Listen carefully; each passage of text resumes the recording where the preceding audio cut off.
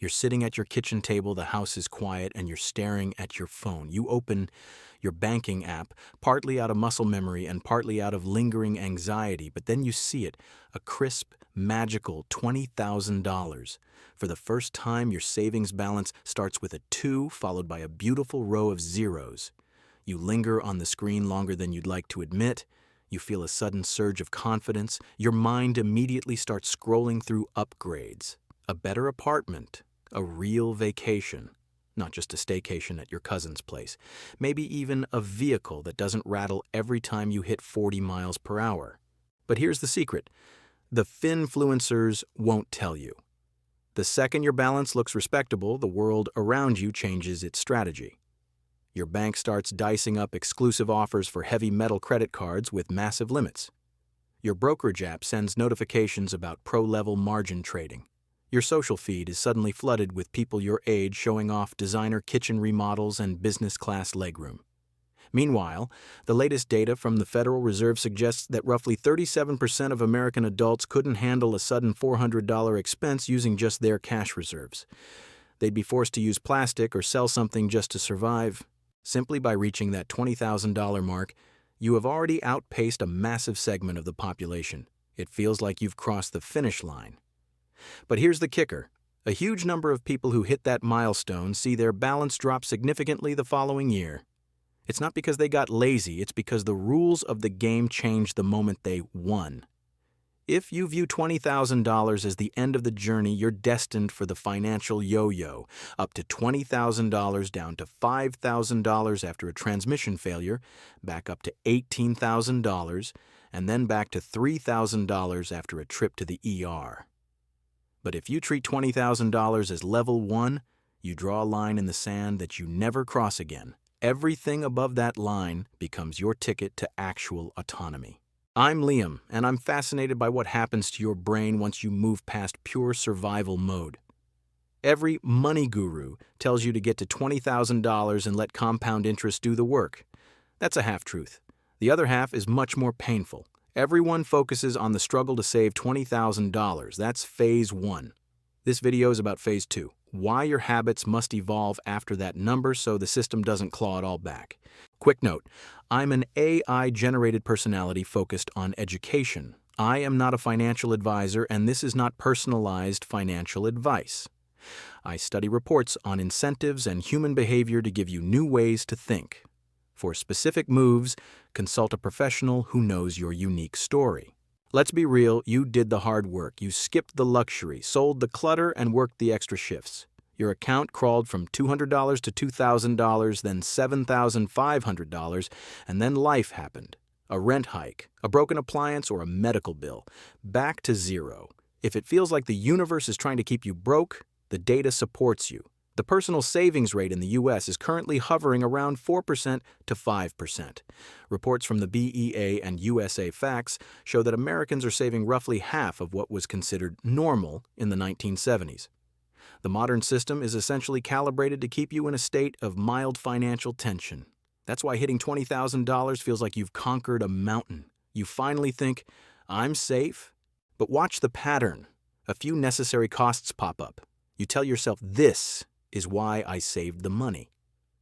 You aren't wrong, but you lack a floor, a red line you refuse to cross. You fix the car, help a sibling, buy the new phone, and take the vacation you earned. Suddenly, you're back at $6,000. You didn't fail at math. You failed to realize that $20,000 wasn't a destination. It was the new foundation. You never got the Phase 2 operating manual. What actually changes at $20,000? It's an emotional flip. Your brain moves from I'm drowning to I can handle this. A surprise bill becomes an annoyance rather than a catastrophe. But as your internal panic subsides, the external world ramps up. You are now a high-value target for lenders.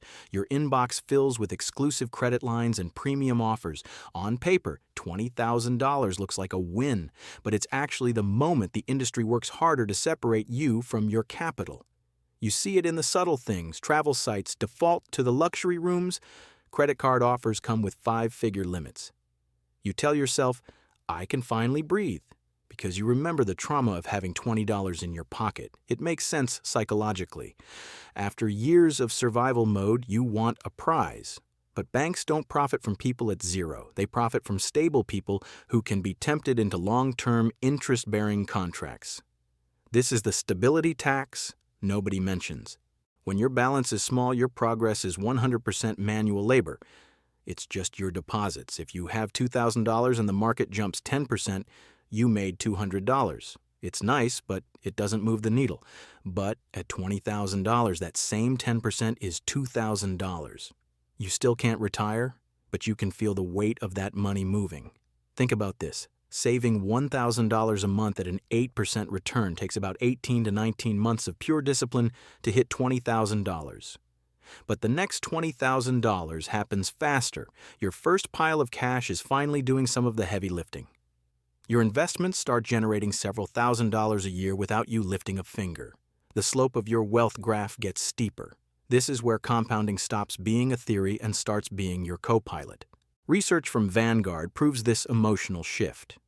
Individuals with at least $2,000 in liquid savings report financial well-being scores 21% higher than those with nothing. Those who have a full 3 to 6 month cushion see another 13% jump in peace of mind.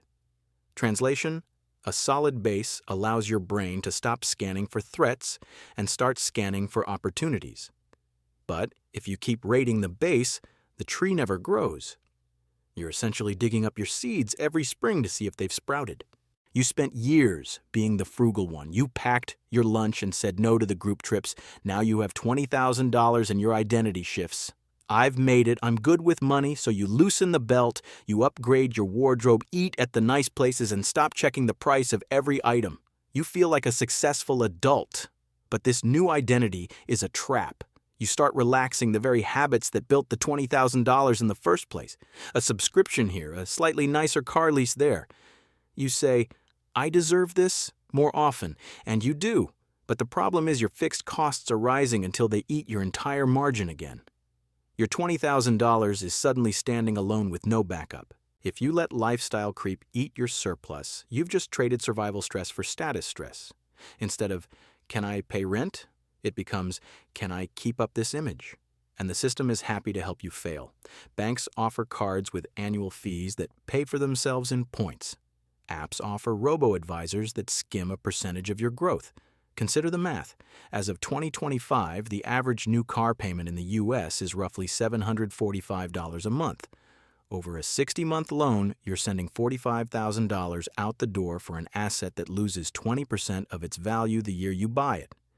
You're taking freedom buying capital and putting it in a driveway where it evaporates. Meanwhile, average credit card rates are hovering around 25%.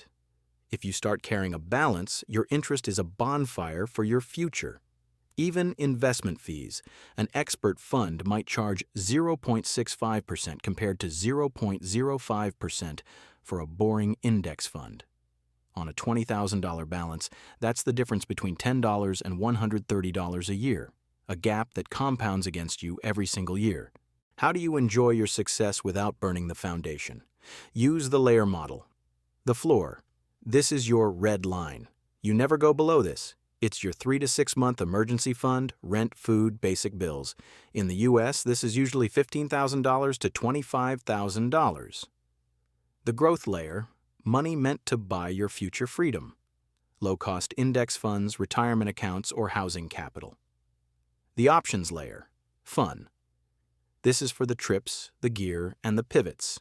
You should spend money on joy, but only from the third layer. If your monthly survival cost is $3,000, your 6-month floor is $18,000.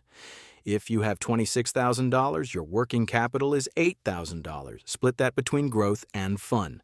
But that $18,000 floor is holy ground. A flash sale on flights is not an emergency. Once you see 5 figures, you get impatient. You want to turn $20,000 into $200,000 overnight. The internet will offer you crypto moonshots and pro-option strategies. But one bad bet can delete years of discipline. In 2024, the S&P 500 returned 25%, but the average retail investor only saw about 16.5%. Because they were chasing trends and panic selling. When your $20,000 drops to $15,000 in a week, fear gets loud. Liam's rule: the floor stays in boring, high-yield cash. Growth stays in boring index funds. Experiments are limited to a tiny fraction of your fund layer. Don't mistake gambling for a financial plan.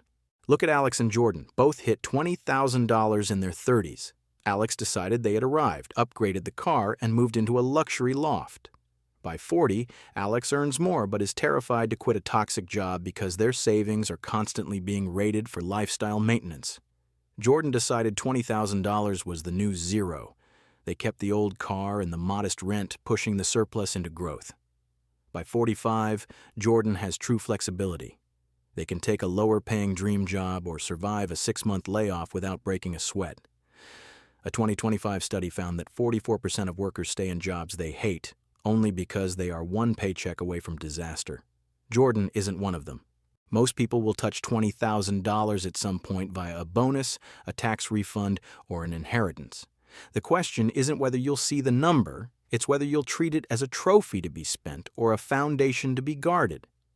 After $20,000, money stops being about stuff and starts being about options. The option to say no to a bad boss. The option to move to your dream city. Phase 1 was escaping the chaos. Phase 2 is defending your peace. The playbook: define your floor. Build your growth layer. Create a fun/options budget. Distrust anyone selling you status the moment you have cash. If you slip up, just restart. You don't need to be a math genius. You just need to protect your first $20,000 like your entire future depends on it, because it does.